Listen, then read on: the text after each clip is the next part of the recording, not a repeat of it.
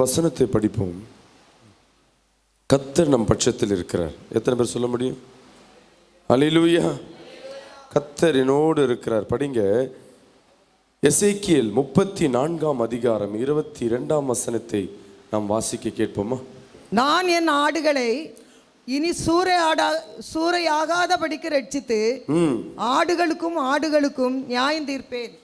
ஆடுகளுக்கும் நியாயம் தீர்ப்பேன். அல்லேலூயா. அல்லேலூயா. இன்னைக்கு வந்திருக்கிற என் அன்பு ஜனமே, கர்த்தருடைய வார்த்தை உங்களுக்கு நேராக வருகிறது. இனி யாரும் உங்களை என்ன பண்ண முடியாது? சூறையாட முடியாது. சூறையாடுறதுன்னா என்னது? கரெக்டா சொல்லுங்களேன். சூறையாடுற அந்த வார்த்தை இலக்கண வார்த்தை. அப்படின்னா என்ன நடக்கும்னா, அந்த காலத்தில் திருடர்கள்லாம் வருவாங்க. கப்பலில் பார்த்தா மாலுமைன்னு சொல்லுவாங்க. அந்த இன்னொரு கப்பலில் இருக்கிறவங்களை போய் என்ன பண்ணுவாங்க, இவங்க அரெஸ்ட் பண்ண மாட்டாங்க. அரெஸ்ட் பண்ணுறது சிறைப்பிடிக்கிறது. இது சிறைப்பிடிக்க மாட்டாங்க. இன்னொரு ஊருக்காரங்க இன்னொரு ஊரை என்ன சொல்லுவாங்க, உரிமை கொள்வாங்க. உரிமை கொள்றதும் கிடையாது. இவங்க வருவாங்க, எதிர்பார்க்காத நேரத்தில் ஒரு கும்பலாக வருவாங்க. வந்துட்டு இருக்கிறது எல்லாத்தையும் அடித்து போட்டுட்டு அவங்களுக்கு வேண்டிய நகை, பணம், இதை சூறையாடி கொண்டு போயிடுவார்கள். ஹல்லேலூயா. இவங்களுக்கு எது பலமாக இருக்கு? லாஸ்ட் வீக்கு எல்லாம் பார்த்துருக்கலாம். அமெரிக்கா தேசத்தில் ஒரு புயல் அந்த மாகாணத்தை ஒரு ஃபோட்டோ எடுத்து கழுகு பார்வைன்னு சொல்லிட்டு போட்டு காட்டினாங்க. அதில் எப்படி இருந்ததுன்னா, அதை பார்க்கும்போது ரொம்ப கவலையாக இருந்தது. நல்ல வீடு, நல்ல ஹோட்டல், நல்ல நிலங்கள், அது எல்லாம் அந்த சூறாவளி. நம்ம தமிழ்நாட்டில் வர சூறாவளி எப்படி இருக்குன்னா, அந்த காற்று மழையோடு சேர்ந்து வரும். மழை காற்று போனதுக்கப்புறம் எங்கேயோ 2-3 தகரங்கள் பிரிஞ்சு இருக்கும். மீதி எல்லாம் தண்ணியாக இருக்கும். மரம்லாம் ஏதோ ஒரு கிராமங்களில் மரம் சாஞ்சு இருக்கும். ஆனால் புயல் சேதம் சிட்டியில் அதிகமாக இருக்காது. இதுதான் நம்ம தமிழ்நாட்டில் ஏற்படுகிற புயல். கிராமங்களில் இந்த மரங்கள்லாம் போயிடும். ஆனால் அமெரிக்காவில் வர புயல் எப்படிப்பட்டுதான், மழை இருக்காது அவ்வளோவா. அந்த காற்றானது என்ன பண்ணும், எப்படிப்பட்ட கூடாரமாக இருந்தாலும் அதை சுழற்றி அதை சேதப்படுத்தி, காட்டு மிருகம் எதுவாக இருந்தாலும் சரி, நாட்டு மிருகம் எதுவாக இருந்தாலும் சரி, வாகனங்கள் எதுவாக இருந்தாலும் சரி, அதை அனைத்தையும் அழித்து போடுகிற வல்லமை மிக்க ஒரு சூறாவளி. நார்மலாக இருக்கிற நம்ம சூறாவளி காட்டில் என்ன இருக்கும், அப்படியே பஸ் இப்படியே காற்றுல அதையும் பொத்துன்னு விழும். ஆனால் அங்கே இருக்கிற சூறாவளி எப்படின்னா, அப்படியே வானத்துக்கு நேரம் என்ன பண்ணோம், எல்லாம் தானாக பறந்து போவோம். அவ்வளோ வெயிட்டை தூக்குற அளவுக்கு வீடையே அப்படி தூக்கிட்டு போய், கொஞ்சம் சூறாவளி முடிஞ்சால் இங்கே இருக்க வீடு கொஞ்ச நாள் கழிச்சு பார்த்தா திருவத்தூர்லேயும் இல்லை எண்ணூர்லேயும் மணலிலேயும் எங்கேயோ தூக்கி போடிக்கிட்டு. அப்படிப்பட்ட சூறாவளி. இதை தான் நம்ம பார்த்துருக்கோம். ஒரு இடத்தை சேதம் விட்டுருக்காது.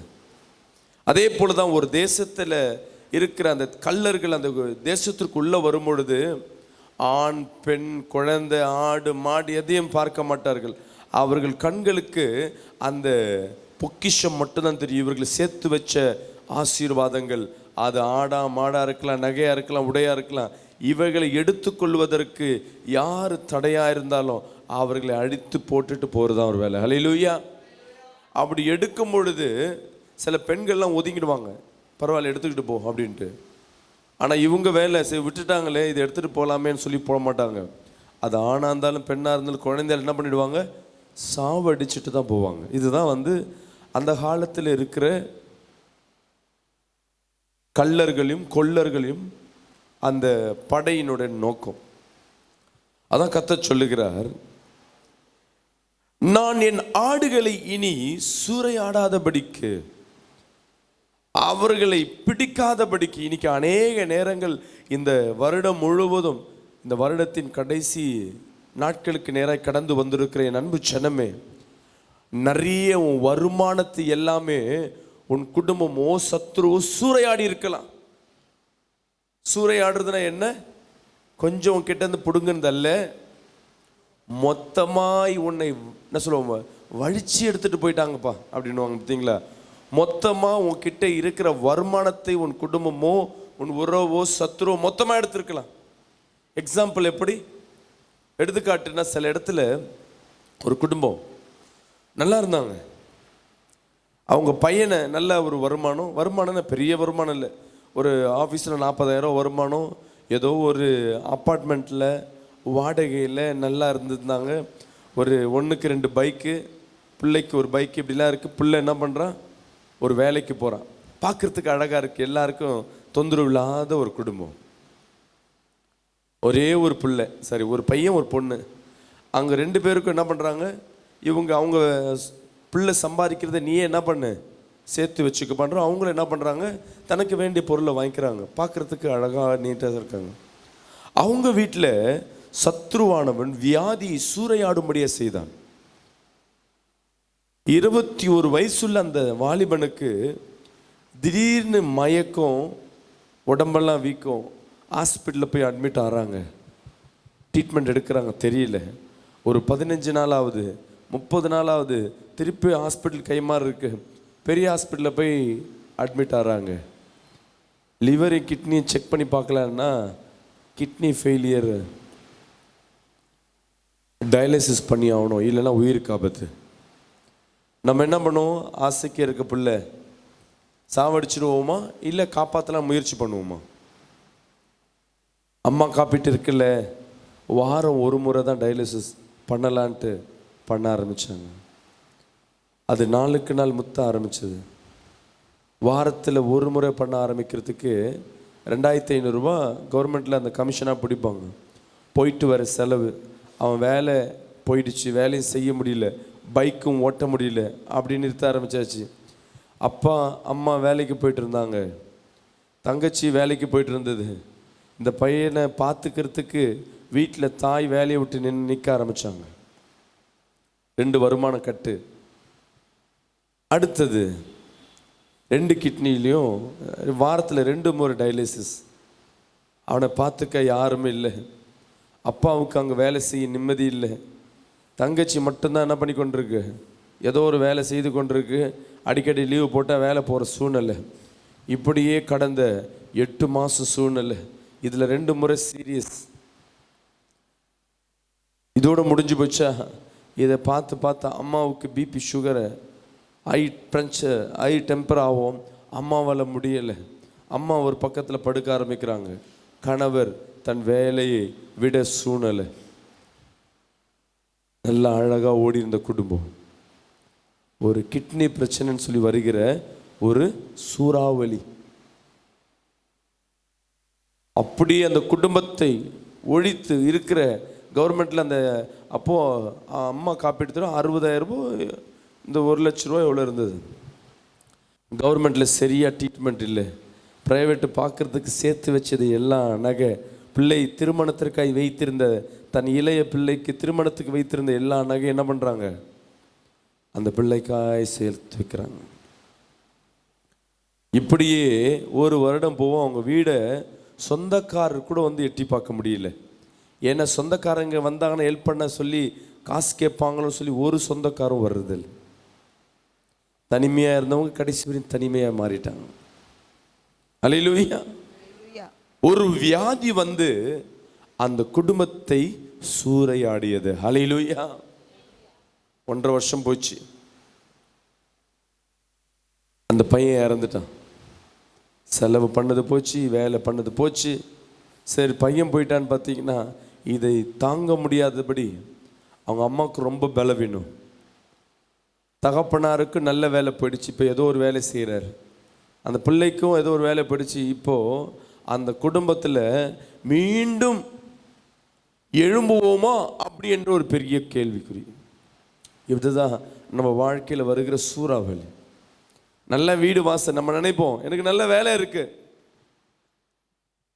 எனக்கு என்ன பயம், நான் யாரையும் மதிக்க மாட்டேன், யாரையும் நான் சட்டை பண்ண மாட்டேன்.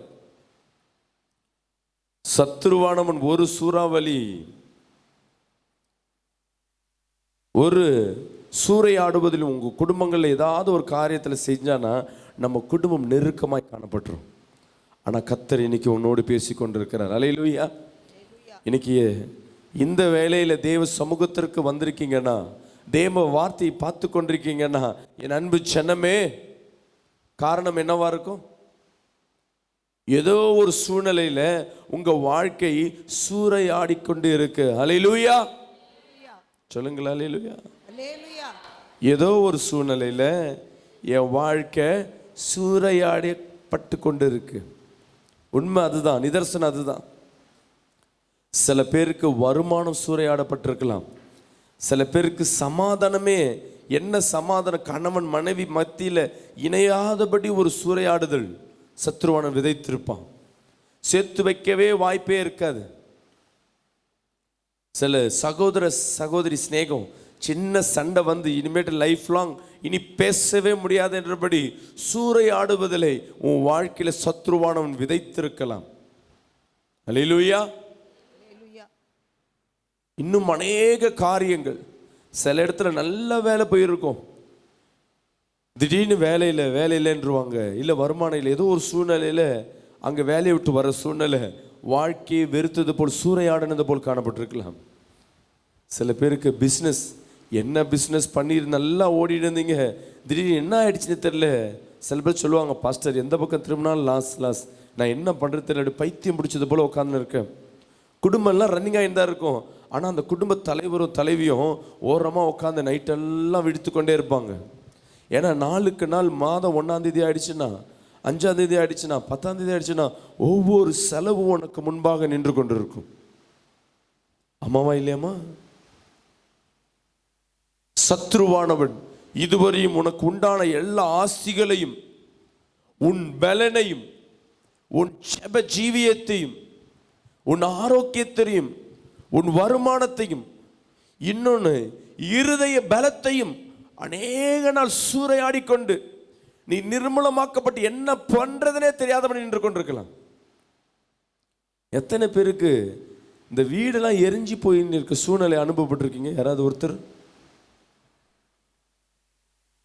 வீடு அழிஞ்சு போச்சுங்க, வீடு திடீர்னு எரிஞ்சு போச்சு, ஏரியா ஃபுல்லாக எரிஞ்சு போச்சு, எல்லாம் வீடு காப்பாற்றுறதுக்கு வெளியே வந்து நின்று இருப்பீங்க கொஞ்ச நேரம்.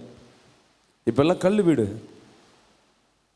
ஒரு 5 வருஷத்துக்கு முன்பாக பார்த்தீங்கன்னா கூரை வீடு, இது கவர்மெண்ட்லேயே இல்லை, சில பேருக்கு அந்த வீட்டெல்லாம் மாத்திரம்னு சொல்லி கொளுத்தி விட்டுருவாங்க. ஒரு முறை பாண்டிச்சேரியில் வேலைக்கு போகிறேன்.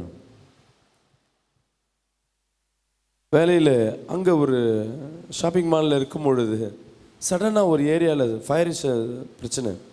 என்னன்னு பார்த்தா ஒரு ஏரியா ஃபுல்லாக எரிஞ்சு போய் கிடக்குது. அங்கே போய் எதாவது மீட்பு பண்ணலான்னு சொல்லி உள்ளே போனால் யாரும் உள்ளே போக முடியல. பெரிய ஏரியா, ஒரு கல்லறை பக்கத்தில் ஒரு இடம். நான் சொல்கிறது ஒரு 10 years பேக்.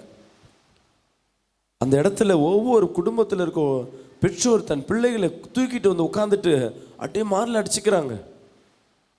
என்னம்மா உயிரை தான் காப்பாற்றிச்சுன்னு, உயிர் போயிடுச்சு, பொழைச்சியாச்சு பாஸ்டர், இன்னைக்கு பரவாயில்ல, நாளைக்கு நிலைமை தெரியலையே, என் பிள்ளைங்க படிப்பு சர்டிஃபிகேட்லாம் அதில் தான் இருக்குது, சேர்த்து வச்ச நகைலாம் அதில் தான் இருக்குது, நான் ஆசையாக கட்டி வச்ச வீடெல்லாம் இருக்குது, இன்னொரு வாட்டி என் வாழ்க்கை திருப்பி எழுப்புவானா தெரியலையே.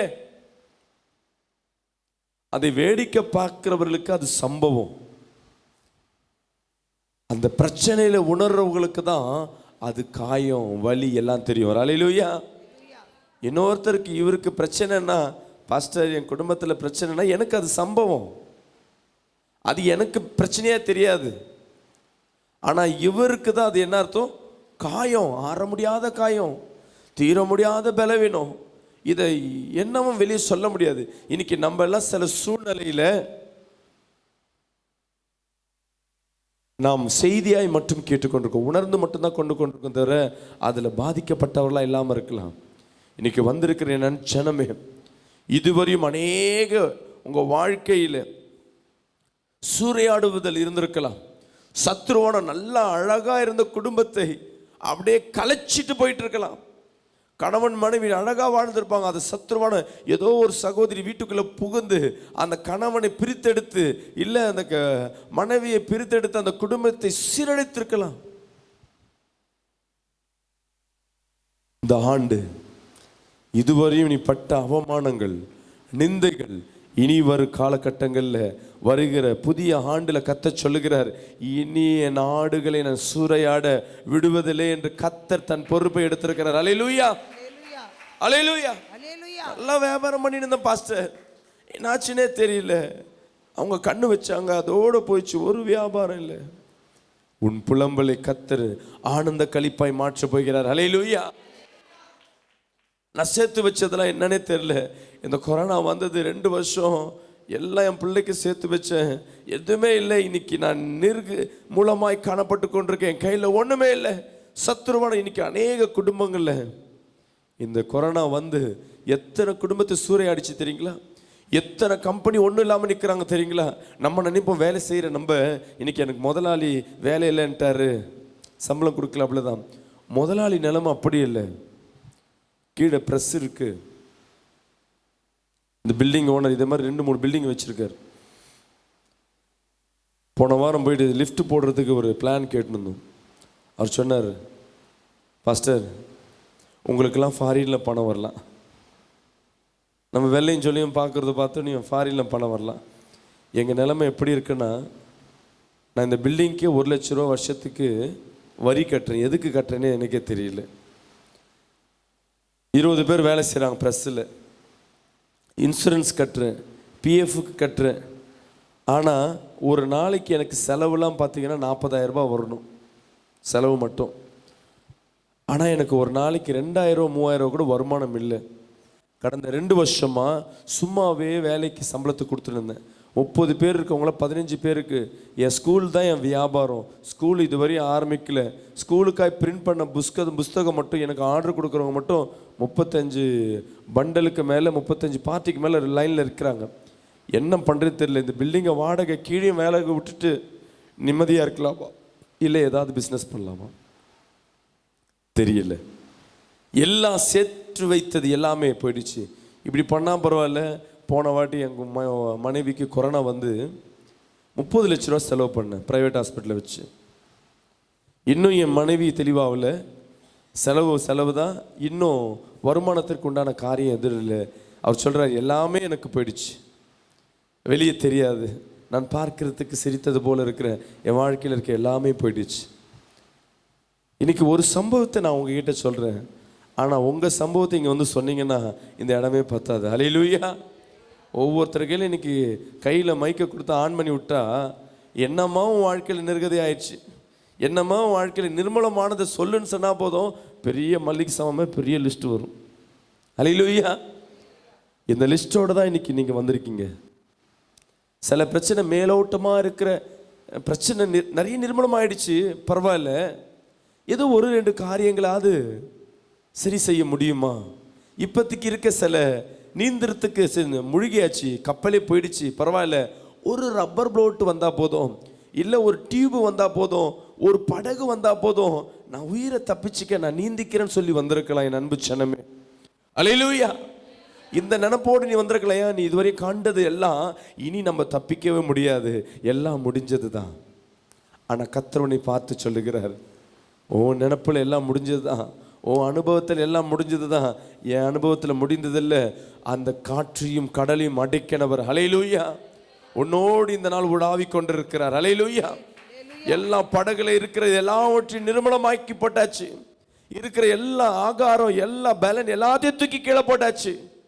இன்னும் கொஞ்ச நேரத்தில் இந்த காற்று இந்த படகை கூட அழுத்து போட்டுடும், நாமளும் மரித்து போயிருக்கலாம், சீஷர்கள் நம்பி இருக்கலாம். ஆனால் உனக்குள்ள உறங்கி கொண்டிருக்கிறவர் உன் தேவாதி தேவன். அல்லேலூயா. ஜீவனுள்ள தேவன். அவர் உறங்குவதும் இல்லை, தூங்குவதும் இல்லை. நீ நினைச்சு இருக்க அவர் கண்டுக்கல, அவருக்கு கண்ணு இல்லை, காது இல்லை. நீ வணங்குற தேவன் கல்லும் மண்ணும் அல்ல, பேசாதிருக்கிற அவர் சிற்பமும் அல்ல. அவர் பேசுகிற தேவன், அவர் உயிருள்ள தேவன்.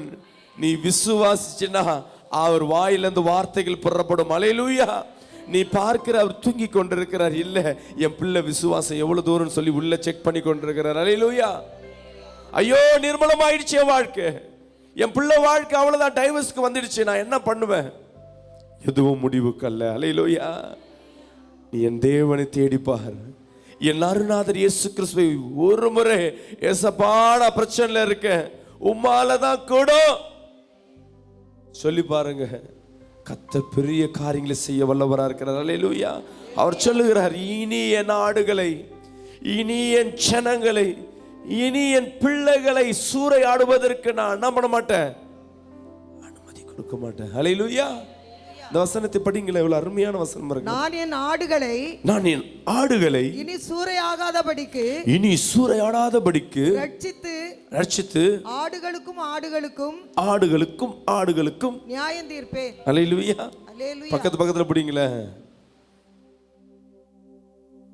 நீங்களும் அவங்களுக்கு சத்துருவா தெரியலாம், அவங்க உங்களுக்கு சத்துருவா தெரியல. அதான் சொல்றாரு, ஆடுகளுக்கும் மாடுகளுக்கும் கர்த்தர் நிச்சயமாகவே நியாயம் விசாரிப்பார். சொல்லுங்க பார்க்கலாம், கரங்களை பிடிச்சு அல்லேலூயா. பக்கத்துல பிடிச்சு சொல்லுங்க, கர்த்தர் உனக்கு நியாயம் விசாரிப்பார். அல்லேலூயா. இனி சூறையாடுவது, சின்ன பிரச்சனை வந்துட்டு போனா பரவாயில்ல, சமாளிச்சிடலாங்க. இந்த மாதிரி கொரோனாலாம் வந்தா என்ன ஆகும்? வருகிற புத்தாண்டு கர்த்தர் சொல்லுகிற வார்த்தை, இந்த ஆண்டு கொரோனாலே கடக்கும் என்று கர்த்தர் வாக்குத்தத்தை கொடுத்தார். அத்தான் வருஷமும் கொரோனா இருக்கும், அது டம்மியா காலண்டர் போல இருக்கும். ஹல்லேலூயா, ஹல்லேலூயா. அது வெறும் செய்தியா காக்கப்படுறவர அது நம்மளை துன்பப்படுத்தாது. ஒரு ஆமென் சொல்லுமே. இப்போ ஏதோ ஒரு வைரஸ் சொல்றாங்க. என்ன வைரஸ்? மெக்காவா, இன்னொரு அக்காவா, இன்னொன்று சிஸ்டர், எத்தனை பேர் வந்தாலும் சரி, அதனால எனக்கு சூறையாடுதல் கிடையாது. வித்தியாசம் சொல்லுங்களேன். அதனால எனக்கு சூறையாடுதல் கிடையாது. என் வாழ்க்கையில நிர்மலமாக்கப்பட்டது கிடையாது. உன்னை விட்டு எது அழிஞ்சு போயிடுச்சு. வியாதி வந்து உன் சரீரத்தின் பலவீனம் போயிட்டு இருக்கலாம். உன் குடும்பங்களை யாராவது பிரிந்து போய் உன் அமைதி போயிட்டு இருக்கலாம். உன் சூழ்நிலையில வந்து ஏதோ ஒரு கல்வியோ ஏதோ ஒன்று நேர்பட்டு உன் வாழ்க்கையில சூறாவளி போல் உன் வாழ்க்கையில் ஏதோ ஒரு பிரச்சனை வந்திருக்கலாம். கர்த்தர் சொல்லுகிற, இனி என் ஆடுகளையும் ஒரு முறை சொல்லல என் அன்பு சகோதரி சகோதரி, இருமுறை சொல்லுகிறார். இருக்கிற எல்லாருக்கும் சொல்லுகிறார். இந்த வார்த்தை கேட்கிற என் புறஜாதி ஜனமா இருந்தாலும் சொல்லுகிறார், உங்களுக்கு தீங்கே நான் விடுவதில்லை, ஏன்னா நீ என்னை நேசித்துக் கொண்டிருக்கிற. அல்லேலூயா. அந்த படகு கீழே உட்கார்ந்து இருக்கிற இயேசு கிறிஸ்து கூப்பிடாத வரையும், இயேசுன்ற அந்த வார்த்தை அதுதான் வெளிப்பாடு. வாயில வராத வரையும் இயேசப்பாவும் கூட தான் இருக்காரு, சபைகள்ல தான் இருக்கிற, இருதயத்துல தான் இருக்காரு. ஆனா அவர் தூங்குறா, நீ நினைச்சு கொண்டிருக்கிற, கண்டுக்கல நீ நினைச்சு கொண்டிருக்க. ஆனா தேவன், உன் அற்ப விசுவாசிகளே, நான் உன் கூட தான் இருக்கிறேன். தேவன் எதிர்பார்க்கிறதுனா, நீ எப்படியே எந்திரிச்சு ஓடுவியா, நீயே நடப்பியா, நீயே எந்திரிச்சு போவியா, ஏன்னா என் மேல அவ்வளவு என்ன விசுவாசம் வச்சிருக்கியான்னு பார்த்தா இல்ல. சரி, கடைசியில என்னையாவது கூப்பிட்டியா? அந்த பொருளெல்லாம் தூக்கி போடுறதுக்கு முன்னாடி ஒரு முறை கூப்பிட்டு இருந்தான்னு வச்சுங்களேன், அந்த பிரச்சனை பொருள்கள் காக்கப்படும். அல்லேலூயா. இப்போ தெரிஞ்சுக்குங்க, எந்த சூழ்நிலை வந்தாலும் தேவ சமூகம் தான் எனக்கு விடுதலை. ஒரு ஆமென் சொல்லுங்களேன். என்ன நேரிட்டாலும் சரி, நன்மையும் தீமையும் நான் கர்த்தர் சமூகத்துக்கு நான் ஓடி வரேன்ப்பா. இந்த செவ்வாய்க்கிழமை பிரேயர்ல எங்க விடுதலை பிரேயர் நடக்குதோ போய் கலந்துக்கொள்ளுங்க. இயேசு என்ற நாமத்தை உன் ஆபத்தில் பிரயோஜனப்படுத்து. கர்த்தரே உனக்கு பலன் கொடுக்கிறவரா இருக்கிற. அப்படியே கண்களை மூடுவோமா?